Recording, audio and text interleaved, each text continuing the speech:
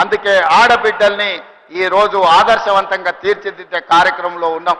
అదే విధంగా యువత ఒకనాడు తెలంగాణ ఉద్యమంలో ముందు భాగాన నిలబడి వేలాది లక్షలాది మంది నిరుద్యోగ యువకులు ఉద్యమ బాట పట్టి ఆనాడు తెలంగాణ ఉద్యమాన్ని ఉవ్వెత్తున లేపి తెలంగాణ రాష్ట్రాన్ని సాధించి 1200 మంది బిడ్డల ఆత్మ అమర వీరులైతే వాళ్ళకు ఉద్యోగాలు వస్తాయని ఆశించారు.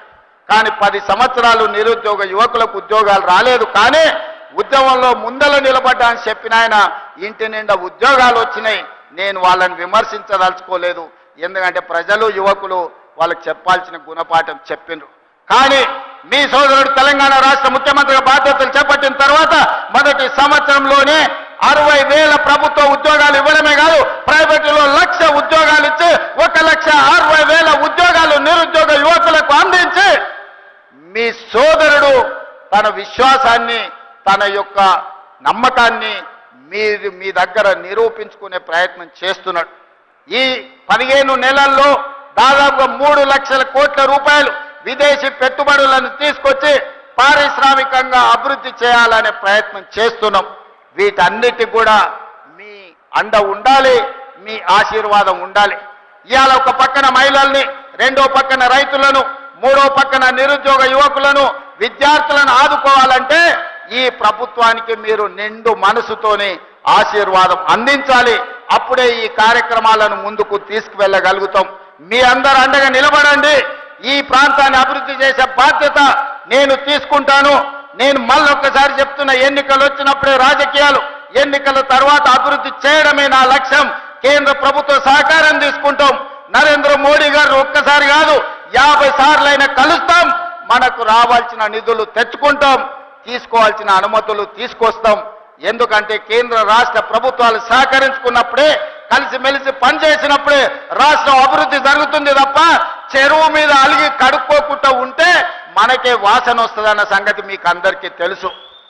పోయిన ఆయన చెరువు మీద అలిగి ఫామ్ హౌస్లో వండుకుంటే ఏమైందా? ఇవాళ ఇంటికి పోయే పరిస్థితి వచ్చింది. అందుకే అట్లాంటి తప్పులు నేను చెయ్యదలుచుకోలేదు. ఎవరు ఏమనుకున్నా ఎన్నికలు వచ్చినప్పుడు ఎవరితోనైనా కొట్లాడతా. సోనియా గాంధీ, రాహుల్ గాంధీ, మల్లికార్జున ఖర్గే నాయకత్వంలో వార్డు మెంబర్ నుంచి పార్లమెంట్ మెంబర్ వరకు మన వాళ్ళని గెలిపించుకోవడానికి నా సాయ శక్తుల కష్టపడతా, నా రక్తాన్ని చెమటగా మార్చి మీకోసం పనిచేస్తా. రోజులో 24 గంటలు కార్యకర్తలు కాపాడుకొని ప్రజా ప్రతినిధులుగా గెలిపించుకునే బాధ్యత నాది. అదే సందర్భంలో నమ్మకంతో, విశ్వాసంతో ఓట్లేసిన ప్రజలకు సంక్షేమ పథకాలు అమలు చేయాలి, అభివృద్ధి కార్యక్రమాలు చేపట్టాలి, పారదర్శకమైన పరిపాలన అందించాలి. ఇవాళ సంక్షేమ పథకాలు అమలు చేయాలంటే రాష్ట్రానికి ఆదాయం రావాలి. రాష్ట్రానికి ఆదాయం పెరగాలంటే ఐటీ, ఫార్మా ఇండస్ట్రీతో పాటు ఇవాళ ఇండస్ట్రియల్ పార్కులు రావాలి, పరిశ్రమలు వచ్చి పెట్టుబడులు పెట్టి మన నిరుద్యోగ యువకులకు ఉద్యోగాలు వచ్చి రాష్ట్ర ఆదాయం పెరిగితే ఆదాయాన్ని పెంచాలి, పేదలకు పంచాలి అనే లక్ష్యంతో ఈ రోజు రాష్ట్రాన్ని ముందుకు నడిపిస్తున్నాం. ఇవన్నీ చెయ్యాలి అంటే ప్రతిపక్షాలతో సహా కేంద్ర ప్రభుత్వ సహాయం కూడా కావాలి. అందుకే ప్రతిపక్ష నాయకుడికి నేను విజ్ఞప్తి చేస్తున్నా, రండి శాసనసభ మాట్లాడండి. మీ 40 ఏళ్ల రాజకీయ అనుభవాన్ని మాకు సూచనలు ఇవ్వండి. ఎక్కడైనా మేము తప్పు చేస్తే సరిదిద్దుకోవడానికి మాకు సూచన చెయ్యండి. మీరు అధికారం ఉంటే వస్తాను, లేకపోతే నేను పోయి ఫామ్ హౌస్లో పడుకుంటానంటే ప్రజలే ఆలోచించి విచక్షణతోని ప్రజలే నిర్ణయం తీసుకుంటారు.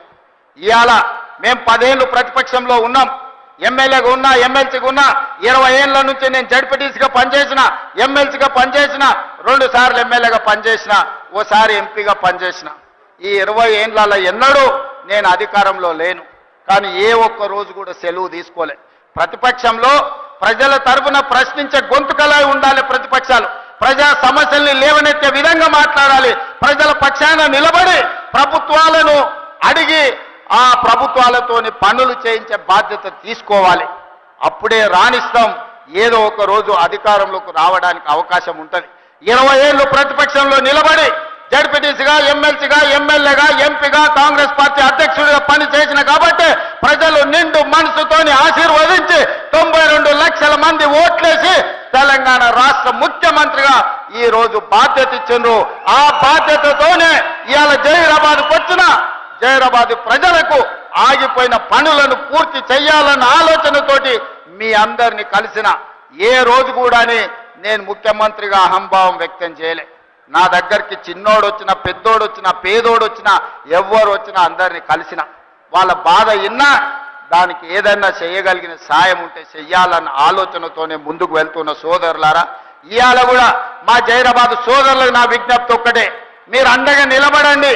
అద్భుతాలు చేసి తెలంగాణ అభివృద్ధి పదం వైపు నడిపించి దేశంలోనే నెంబర్ 1 రాష్ట్రంగా $1 ట్రిలియన్ ఎకానమీ కింద మార్చి ప్రపంచంలోనే ఒక్క గొప్ప రాష్ట్రంగా హైదరాబాదు నగరాన్ని టోక్యో, న్యూయార్క్ లాంటి నగరాలతో పోటీ పడే విధంగా అభివృద్ధి చేసే బాధ్యత నేను తీసుకుంటా.